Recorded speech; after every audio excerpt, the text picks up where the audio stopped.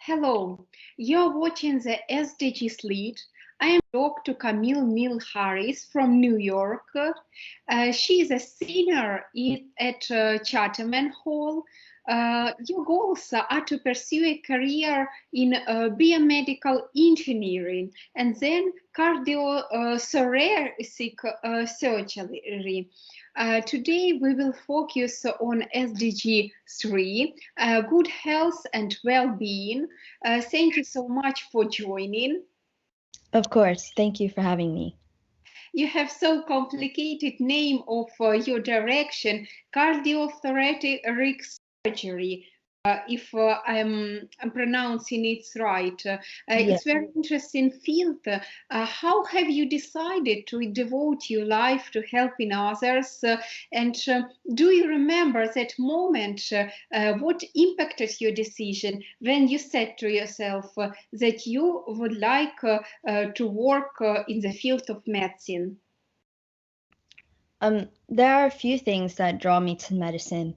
My grandmother began with me, teaching me from the start of my life.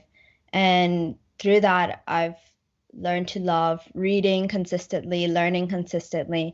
And I wanted to make sure that I was in a field that would allow me to consistently learn because there's always something new in medicine. There's always new discoveries that people are making. Secondly, I'm a generally very goal-oriented person, and I knew that through things that I've done through activism and things like that, you can always see your goal either right away or over time. And I wanted to make sure that I was able to provide that care for another person because it is so important, so special to see the look on their face when something amazing has happened. Thirdly, when we're talking about medicine and we're talking about all of these different fields, no matter what it is, we're talking about human connection. And we're talking about that, bridging that divide between you and another person in order to create something amazing. And I felt that in medicine, I'd be able to do that every day and learn more about the patients that I'm working with and their families and understanding the culture and things like that. And just being able to help, even though you may not know another person directly, is incredible. And lastly, in terms of cardiothoracic surgery, my grandmother passed from a heart attack, but my grandfather suffered from cancer polyps in his colon. My grandfather is still with us, but my grandmother is not. So just thinking about how doctors and surgeons who are able to save one person but not another, it was interesting because it was a real revelation that doctors are not gods. They're not all powerful beings that are separate from society, which is what scared me about becoming a doctor for so long. So I think seeing that humanity within the profession, along with the other things that I mentioned, really drew me to the profession and are why I want to become a doctor. Thank you so much for sharing your story and your enormous patience.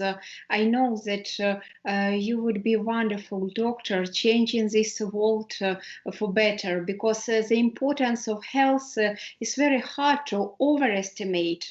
In Ukraine, we have the proverb, let the health be and everything else will come automatically. And now in our world, especially in the current time, we face the essential impact of health on all the other fields, not the least economic well-being, not the least economics in general, which is currently disrupted, even ruined in all the countries by the health crisis, almost ruined. What, in your opinion, are the key drivers to promoting the Sustainable Goals 3 and ensuring that we still reach this goal by 2030, despite of all the challenges we are facing? I think awareness and governmental power and awareness within society are two very major things, because we as people are consistently focused on ourselves and consistently focused on, oh, what's this thing going to impact me? How is this thing going to impact me? And because these sustainable development goals, especially when it comes to health, is something that's global and far-reaching, and displays such disparity, whether that be by race, ethnicity, sexuality, and location, you can see that there are clear differences from one place to another. So just being aware of that difference alone can push us forward to creating creative solutions. And within governments, it can help us to not only create creative solutions, but become kinder in how we approach country to country deals, because we'll be taking in the full picture, and having someone on those advisory teams that is concerned for health, concerned for the well-being of citizens, I think is really important. All the SDGs are interconnected. There are some, we would say, closest SDGs to the health and well-being, for instance, ending poverty, gender equality, reducing inequality, sustainable infrastructure, and education. And in many countries, we face the problems with education, because the lack of education leads to the lack of professional medical workers who can support people and can really increase the effectiveness of the healthcare. What do you think, how we can make education for doctors more efficient, especially now when most of education takes place online, and it's the only way to get education, and it's quite complicated for people specializing in such a very, very complicated field, including like surgeries and so on, where personal presence is rather needed?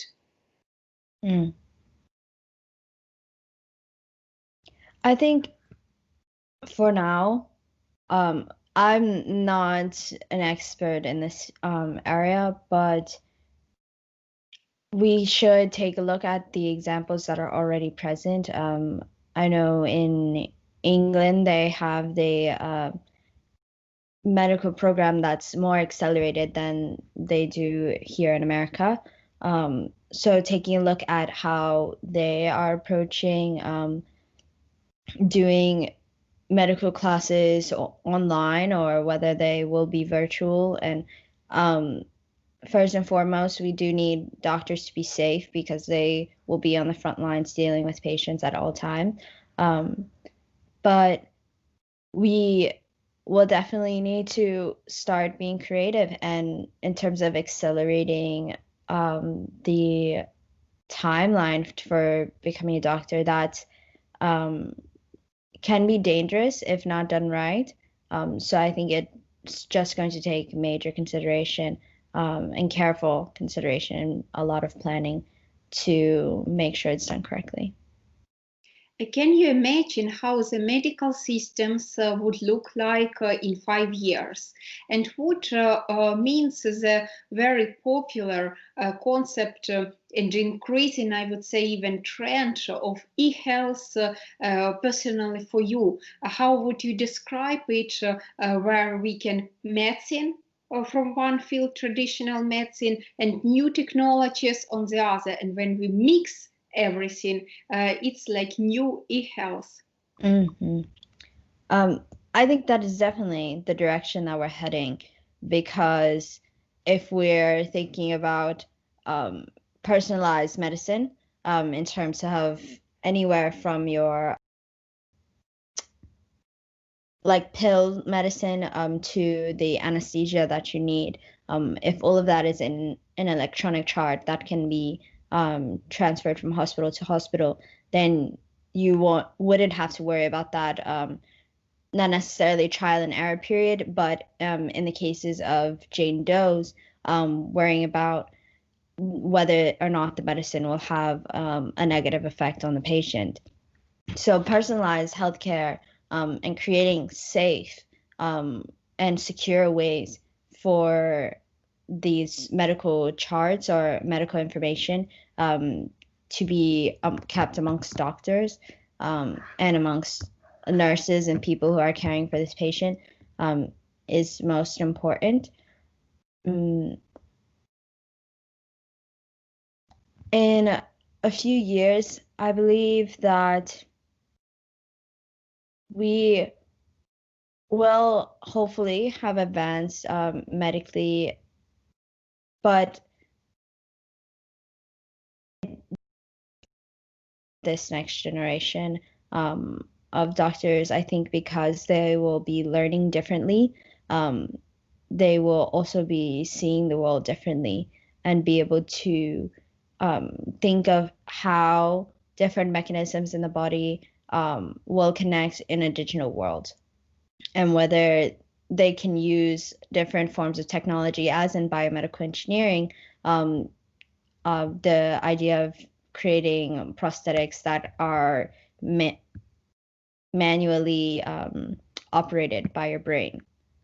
So things like that are new technologies, but developed enough that we can continue research. So I think a lot of researching will be happening, a lot of exciting research, and one day I hope to take part in it as well. So it will be rather smart medicine, which is more responsive to the needs of patients, which will be more targeted. But speaking about smart medicine and e-health, we also have the challenge of data privacy and human rights also.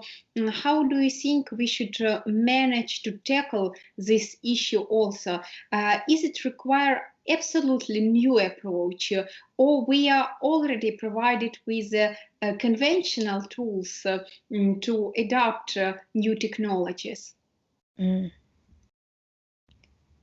I think the answer will vary from country to country, as there are different data policies across the board, and this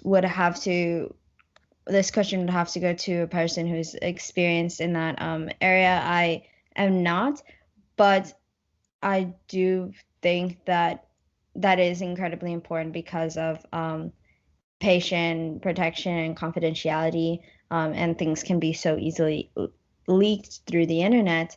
There would have to be a new system created, one that is probably based on arbitrary ideas, but one that is able to accomplish the goals that we have set.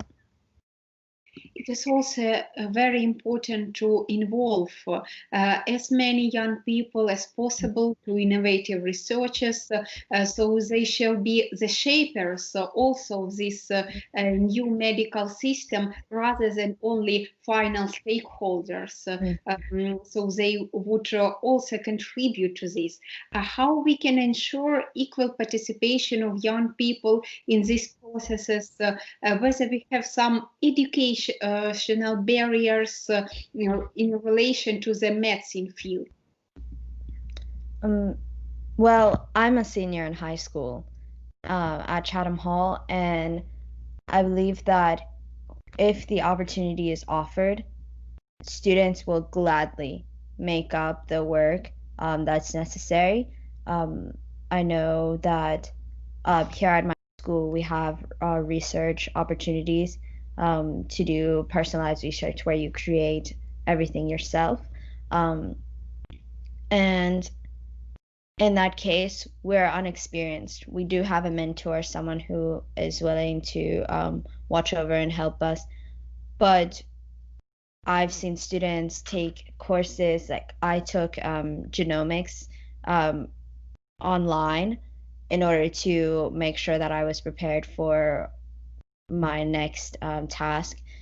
Students have gone to different countries to study. A student went to study period poverty in Cambodia. So thinking about these different things, if the opportunity is offered and the student is passionate, they will make up the work. So there is no need to worry about the educational barrier as long as they have support and opportunity and time. And if time is an issue, then you need to rethink the project because you want to have this younger person to create ideas, even if it's a small, being an operative word, portion of your research or portion of your project. It will make all the difference to them and motivate them to continue. And that intergenerational connection is so helpful down the line as we enter this field, and we don't want to enter terrified. We want to enter confident that we know at least a little bit and are willing to learn the rest. Definitely.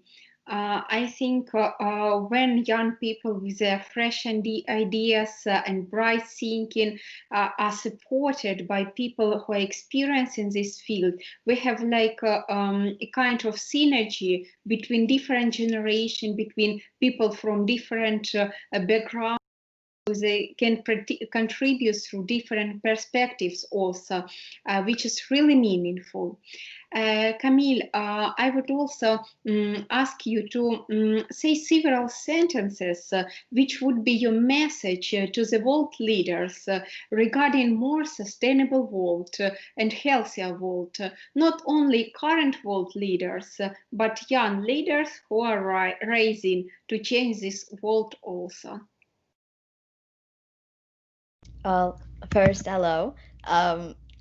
Secondly, you are in this position either by election or appointment, and that is because someone somewhere believed that you were best for this position. And in doing this, you are then fighting and working for the people around you. Therefore, please make sure your vision and idea is supportive of the community which you serve, because at the end of the day, you are serving a group of people, and oftentimes we can get caught up in personal opinions that separate community from self, and it's a dangerous slope in a way to preserve power rather than to support those around us. As for sustainable development goals, bring in new people often. It's sometimes we'll get caught up in old ideas or thinking that this is the only way that we can do things. But we have a multitude of ways to do things. We have different types of water bottles. I'm sure we can create different ideas to sustainably accomplish these goals.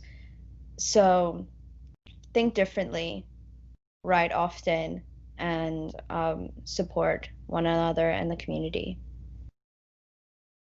Camille, thank you so much for your remarkable thoughts and such approach as you are following now, as you are promoting now, gives a true hope that the SDG 3 would be reached even probably earlier than 2030. I was really inspired and I hope to further keep in touch, wishing you good luck with all your projects and all your efforts as you will become really brilliant doctor. Thank you. Thank you. And I'm wishing you luck as well.